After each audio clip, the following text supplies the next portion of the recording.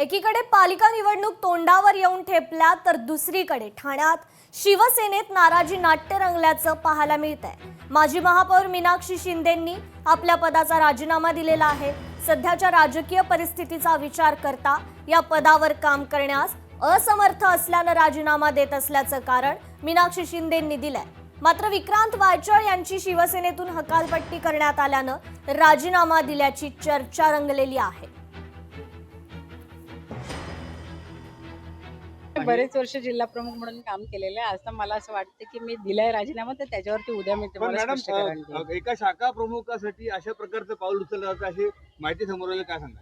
मला असं वाटतं ज्या प्रभागाचं पालकत्व तुम्ही स्वीकारता त्यावेळी पाल्यांच्या मागे जर तुम्ही ठामपणे उभं राहू शकत असाल तरच ते खरे पालक असतील। आणि माझी भूमिका मी स्पष्ट केलेली आहे आणि ज्यावेळी मला त्या गोष्टीवर चर्चा करायची असेल त्यावेळी मग बोलेल त्या विषयावर।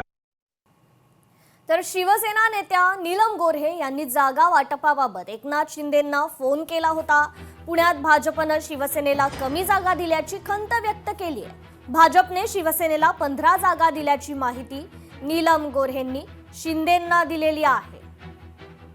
यादी जी आहे जी आम्ही 25 पर्यंत 30 पर्यंत आमची अपेक्षा आहे, तर ती यादी जी आहे ती आता फडणवीस साहेबांच्याकडे आणि माननीय शिंदे साहेबांच्या याच्यामध्ये कोर्टामध्ये प्रलंबित आहे। अजूनही काही युती व्हावी असाच आमचा सकारात्मक प्रयत्न आहे, परंतु सन्मानजनक जर का संख्या झाली नाही आणि मोठ्या प्रमाणामध्ये कार्यकर्त्यांचा लोंढा पण आमच्याकडे येतोय, तो सगळा विचार करून आम्ही योग्य तो निर्णय लवकरात लवकर घेऊ। हा सगळा निर्णय जो आहे तो माननीय एकनाथजी शिंदे यांच्याच निर्णयानुसार होणार आहे। तर पालिका निवडणुकीबाबत काँग्रेसने आपली भूमिका स्पष्ट केली असून स्वबळावर निवडणूक लढवण्याचा मोठा निर्णय घेतलाय।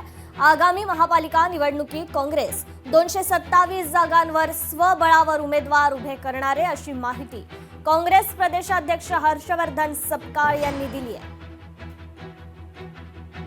महाराष्ट्रात कुठेही घड्याळासोबत, धनुष्यबाणासोबत, पतंगासोबत किंवा अजून कोणत्या इतर पक्षासोबत जाण्याच्या संदर्भात कुठलाही निर्णय हा झाला नाही, कारण अशा प्रकारचा कोणताही प्रस्ताव हा अगदी थेट इंजिनपर्यंत कोणाचाही प्रस्ताव आला नव्हता।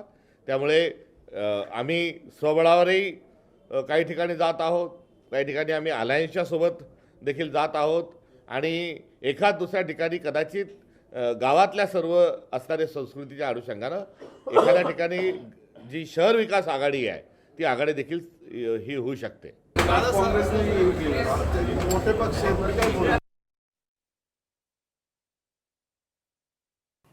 तर धनुष्यबाण, कमळ, घड्याळासोबत काँग्रेस जाणार नाही असं म्हणतायत काँग्रेस प्रदेशाध्यक्ष हर्षवर्धन सपकाळ।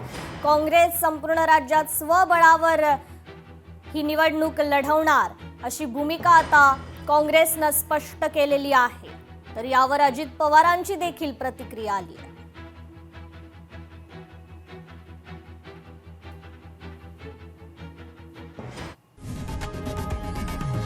लोकशाही मराठी ऐका, पहा, जागरूक रहा।